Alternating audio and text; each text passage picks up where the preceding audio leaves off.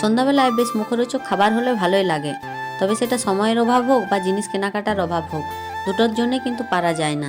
তবে আজকে আমি বলেছি আমাদের দুজনেরই মনে হচ্ছিল, আমার মেয়ের আর আমার, পনির রোল খাবো।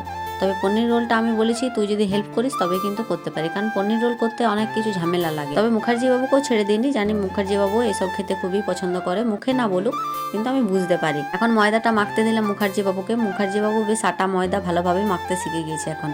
ওই যে ছিলাম না 1.5 মাসের মতো বাপের বাড়িতে ছিলাম, তখন কিন্তু মুখার্জি বাবু সবটাই শিখে গেছে প্রায়। তবে আমি আসার পর থেকে রান্নাঘরে আর ঢুকতে হয়নি মুখার্জি বাবুকে, ঢুকতে হয়নি কি ঢুকতে চায়ও না। এরকম ছেলেরা কেন হয় আমি বুঝতেই পারি না।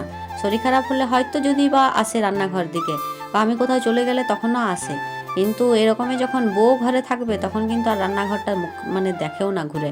আজকে হয়তো চাপে পড়ে করছে, জানে যে এখন ছোট বাচ্চা নিয়ে কী করে করবে, আমিও তো এত ঝামেলার মধ্যে ফেলেছি, কারণ নিজেও তো কিছুটা কম না। যেই মেয়ে বলেছে সেই কিন্তু রাজি হয়ে গেছে পনির আনতে। তবে পনির রোলে মশলাটা বেশ ভালোভাবে করতে হবে, আর এটাই নাকি আমার মেয়ের খুব পছন্দ আমার হাত। প্রথমেই আমার মেয়ে বলেছিল যে মা আমার স্কুল ছুটি পড়ে যাচ্ছে, তুমি কিন্তু আমাকে একদিন আসানসোল নিয়ে যাবে, আমি আসানসোলে বাবিনসে পনির রোল খেয়ে আসবো। সেটা তো আর সম্ভব হবে না, তো আমি তার জন্যই বললাম যে ঠিক আছে বাবা, আমি ঘরেই করে দেবো তোকে পনির রোল।